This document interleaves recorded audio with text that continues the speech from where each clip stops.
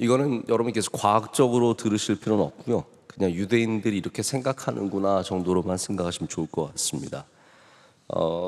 우리 가끔 아이들 중에 나와 보면은 머리가 붙어서 나오는 아이들이 있죠.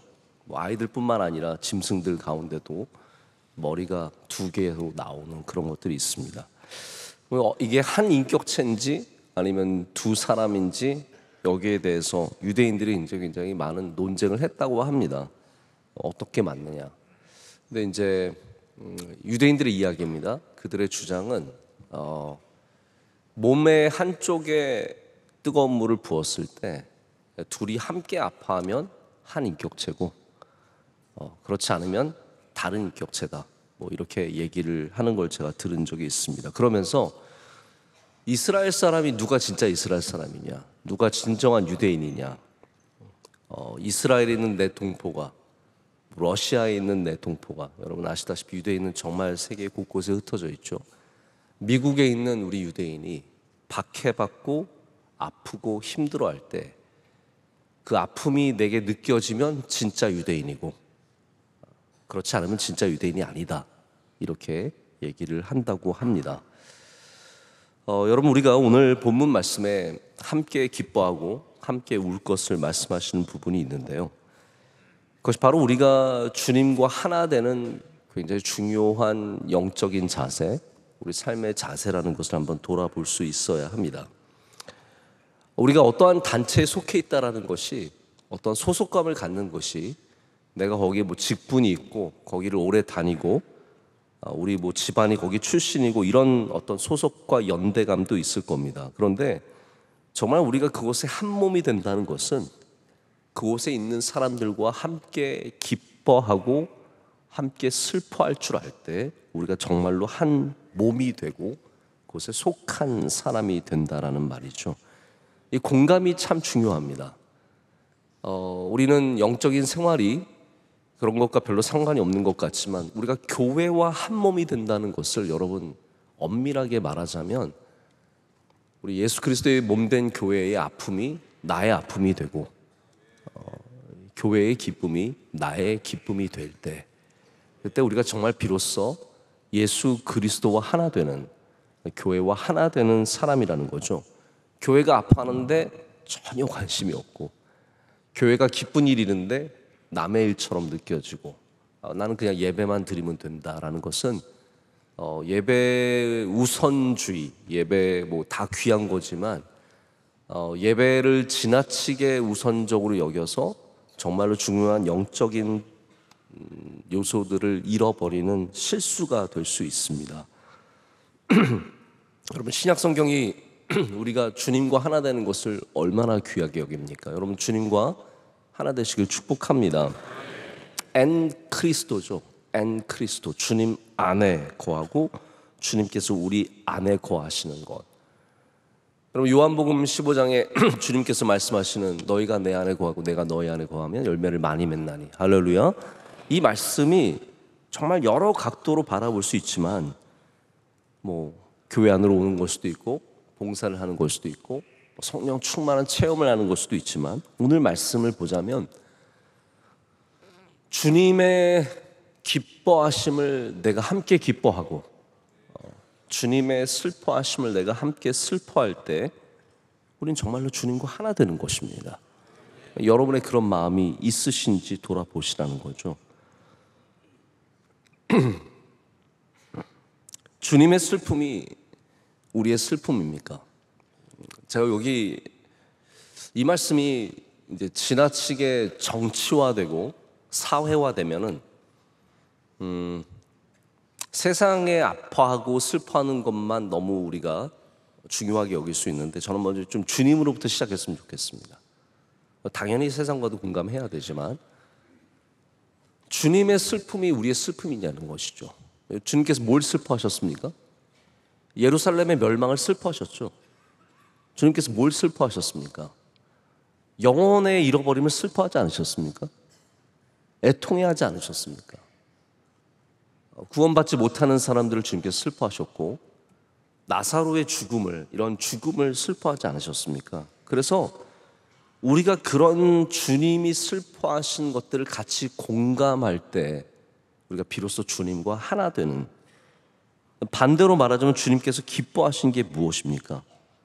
예수님께서 비유하신 하나님의 기쁨이 주님의 기쁨이고 주님의 기쁨이 우리의 기쁨이 되어야 합니다.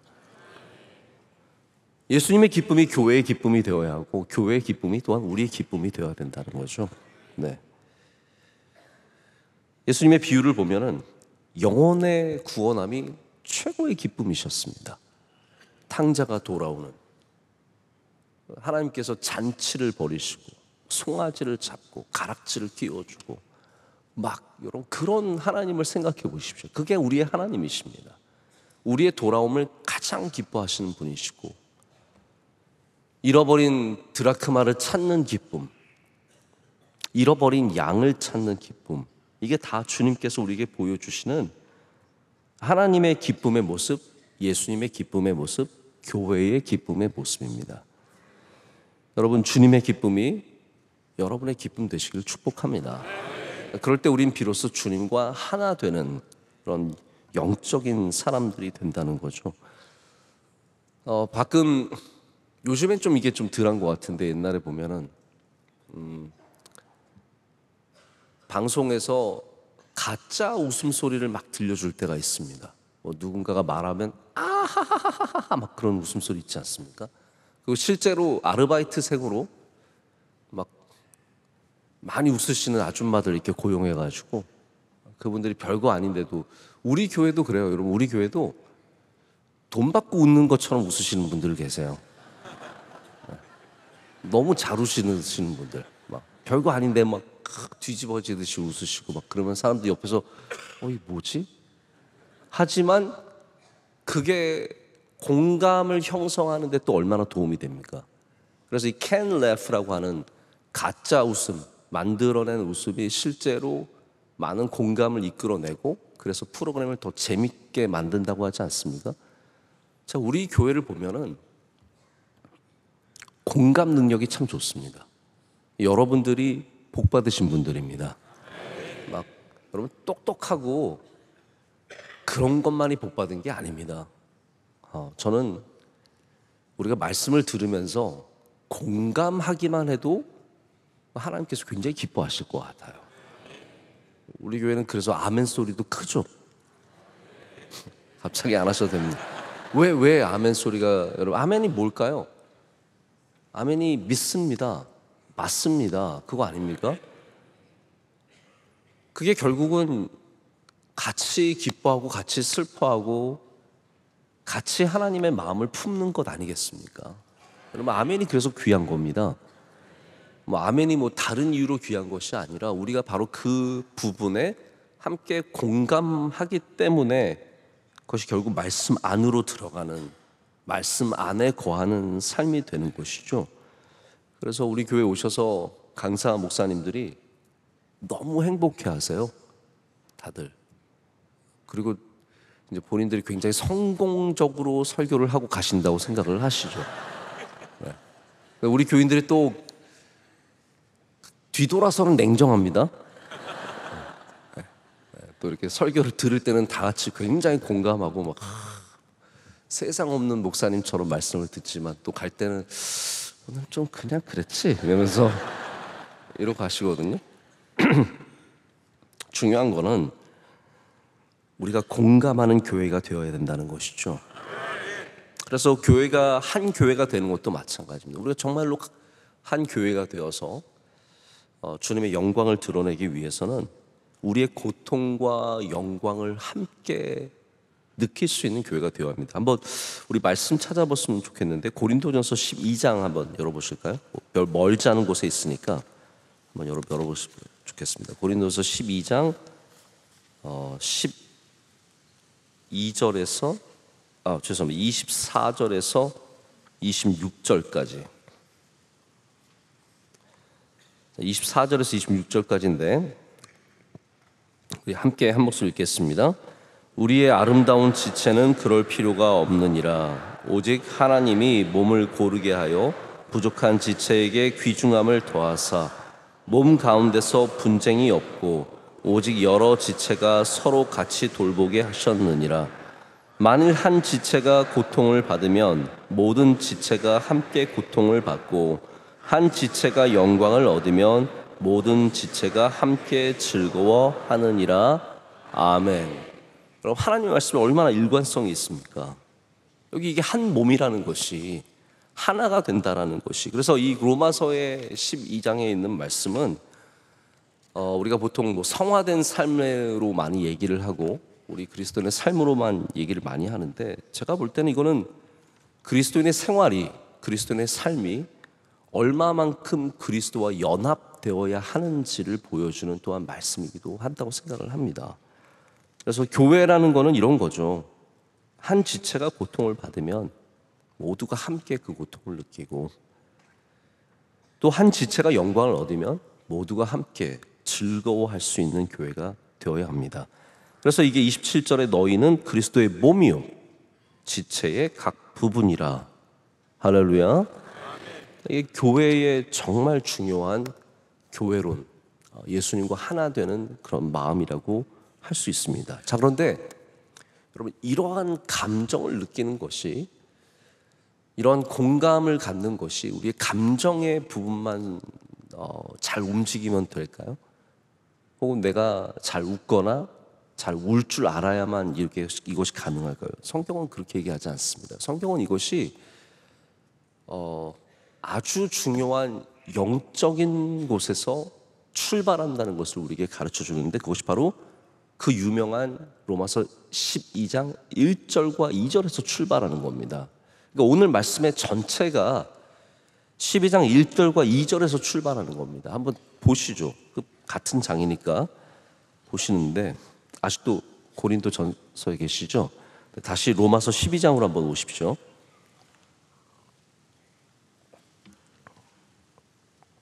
우리 1절과 2절 함께 읽겠습니다.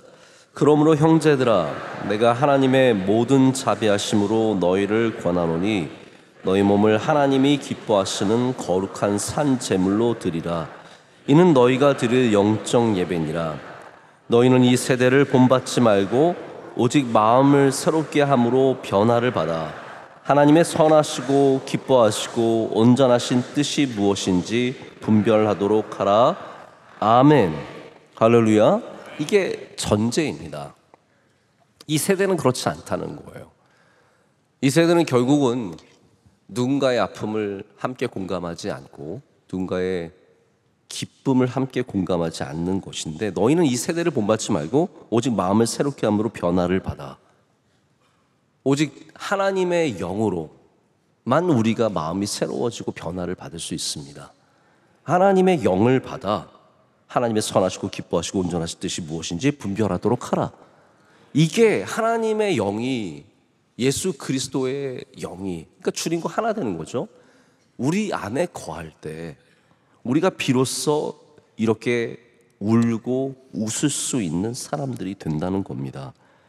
여러분, 그래서 예수님 잘 믿으면 우린 주님과 하나 될 뿐만 아니라 지극히 주님께서 기뻐하시는 바로 이러한 한 몸의 자세를 갖게 될 줄로 믿습니다.